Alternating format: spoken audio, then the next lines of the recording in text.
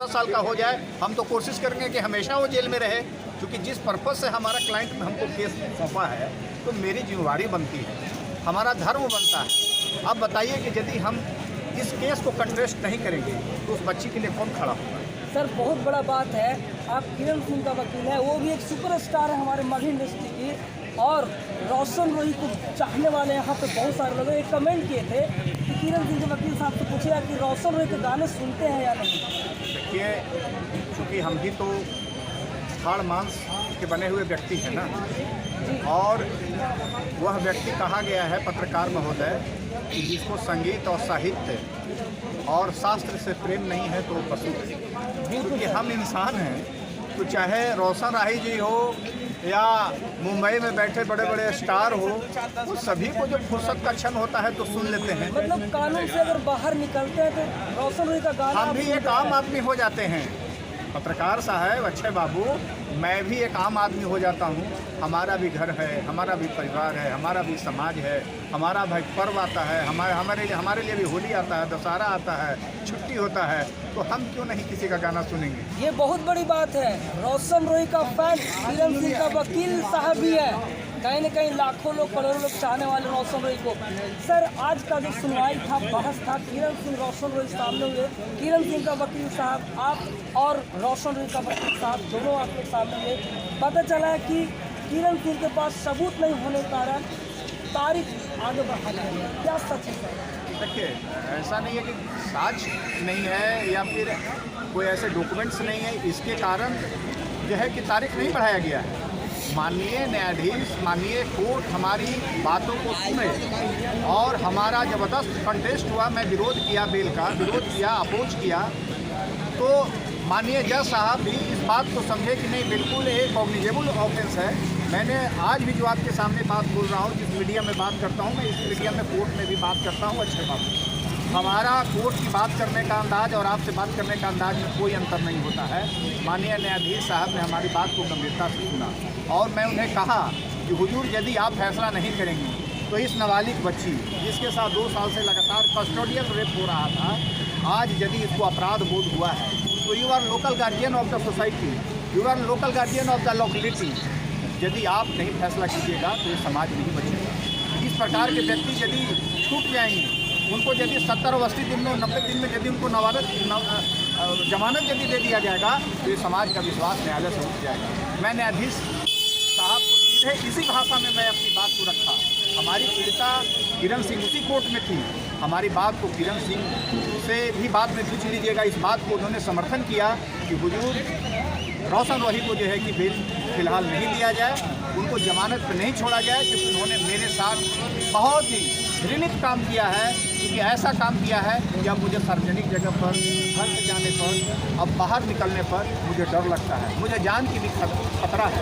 जी sir, हम ये जानना चाहेंगे कि रोशन रोही का वकील साहब कह रहे हैं कि जो किरण सिंह पॉक्सो लगवाई थी, लगभग वो भी खत्म माना जा रहा है, और जो 376 का धारा था वो भी लगभग खत्म माना जा रहा है। देखिए पत्रकार साहब, एक चीज़ जान लीजिए, आप DNS की धारा में नया अब जो हो गया, उसमें या पहले जो IPC था, वह कानून कहता था कि यदि कोई भारत क्षेत्र के अंदर रहने वाली महिला, यदि वह सिर्फ आरोप लगा देती है, यदि वह 164 का बयान दे देती है, यदि वह 161 पुलिस के सामने बयान दे देती है, मजिस्ट्रेट के सामने बयान दे देती है, उसके लिए फिर कोई मेडिकल की ज़रूरत नहीं पड़ती है। पीड़िता का बयान ही काफ़ी होता है आरोपी को सजा करने के लिए। सर एक बात बारीकी से हम आपको एक बात और आपके चैनल माध्यम से कहना चाहता हूँ कि हर घर में माँ है, हर घर में बहन है, हर घर में बेटी है। कोई अपने माँ और बहन की बेटी को अपने आगे रख करके सोच ले कि क्या कोई झूठा केस में इस प्रकार का कोई आरोप लगाएगा। यदि किसी केस में सत्यता नहीं है, मैं समाज से पूछना चाहता हूँ, आप जैसे बुद्धिजीवी लोगों से पूछना चाहता हूँ, क्यों किरण सिंह को बार बार आप लोग उछाल रहे हैं? क्यों उसके चरित्र का हनन कर रहे हैं?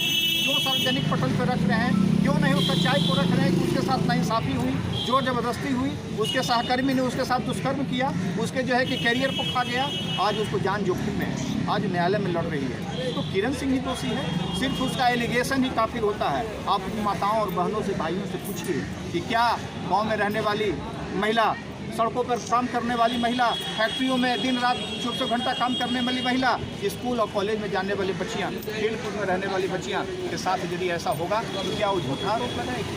चलिए सर, हम एक बारीकी से आपसे बात करेंगे क्योंकि बहुत सारी पब्लिक है जो जानना चाहते हैं। आप एक वकील हैं, एक लड़का और एक लड़की प्यार करता है सर, अगर दोनों अपनी, कानून भी कहता है अगर दोनों अपनी मर्जी से कुछ भी करता है तो कानून भी हाथ नहीं लगाता है। अगर सर 18 साल प्लस है तो कानून तो कुछ करेगा ही नहीं, लेकिन 18 साल अगर नहीं है तो भी उसको कुछ नहीं करता है अगर लड़की का मर्जी हो तो। लेकिन सर रोशन रोई और किरण सिंह लगातार 4 साल 3 साल 2 साल कंटिन्यू एक छत के नीचे दोनों रहे, तो सर दोनों अपनी मर्जी से रहे। आज अगर किरण सिंह आरोप लगा रही है तो रोशन रोई सिर्फ अकेले कैसे हो सकते हैं दोषी? देखिए पत्रकार साहब, मैं आपको बता दूं कि जो पॉक्सो केस जो है 2012 जो बना है वो इसलिए ही बनाया गया था कि छोटी बच्चे और बच्चियां दोनों को, छोटे बच्चे और बच्चियों को यौन अपराधों से बचाने के लिए इस कानून को बनाया गया था। जब एक देश में बहुत बड़े लेवल पे बहुत उत्कृष्ट और अमानवीय संवेदना के साथ जो है कि एक घटना को दिल्ली में निर्भया कांड को किया गया था, तो जेएस वर्मा रिपोर्ट के आधार पर उम्र का निर्धारण किया गया था कि 18 वर्ष से नीचे के बच्चे और बच्चियाँ के साथ यदि कोई अपराध होता है तो उसको जो है कि स्पेशल केस के अंतर्गत जो है कि उसको रखा जाएगा और उसको स्पेशल केस पॉक्सो 2012 में रखा गया है। लड़का का उम्र 16 और 17 है तो मर्जी उसकी रहे मर्जी नहीं भी रहे, उसके लिए केवल वयस्क पुलिस ही दोषी होगा। 2 साल रहे साथ में, 4 साल रहे साथ में, मायने ये नहीं रखता है। मायने रखता है कि फॉल्स प्रॉमिस आपने किया, आपने कानून का अनदेखा किया। क्योंकि आप जानते थे कि यह नाबालिग है, छोटी है, ये जब रिफ्यूज करेगी तो कानून हमारे ऊपर काम करेगा, और यही हुआ। क्योंकि जब उसको ऐसा लगा कि नहीं, अपराध बोध जब किरण को हुआ कि नहीं मेरे साथ क्राइम हो रहा है, हमारे साथ तो जोर जबरदस्ती था, FIR में आया है 6 बार। लेकिन सर किरण सिंह आरोप उन पर ये नहीं लगाई है कि मतलब हमको रेप करता था, वो तो कहती है कि लड़ाई झगड़ा में हमें मारपीट करता था। तो लड़ाई झगड़ा में एक पति अगर पत्नी को मारता है तो कितना सजा होगा सर? पॉक्सो कैसे लगेगा? ये बाद का रेप का 376 कैसे लगेगा? पत्रकार साहब, ये बाद का पार्ट है मारने का, पिटने का। वो पहला पार्ट है उसके साथ जोर जबरदस्ती संबंध बनाने का। पहला जो आरोप है तो सर जोर जबरदस्ती 4 सालों तक, तो जब पहला जोर और जबरदस्ती जब संबंध बनाए इच्छा के विरुद्ध तो पॉक्सो सेक्शन 4 हो गया और साथ में इंक्लूडिंग IPC ऑफ 376 हो गया। सर अपने दर्शकों को हम बता दें, कहीं ना कहीं आप किरण सिंह का वकील है, चाहे जितना भी हम सवाल कर ले वकील साहब किरण सिंह की तरफ बोलेंगे। और चलिए सर ये बताइए कि रोशन रोई का पॉजिटिव क्या है सर, क्या हमारे